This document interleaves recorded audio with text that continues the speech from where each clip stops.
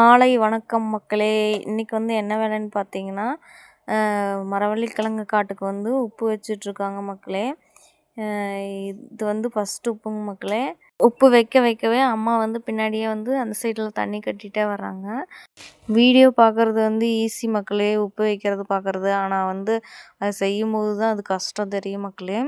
மறக்காமல் video subscribe பண்ணுங்கள் and like பண்ணுங்கள்.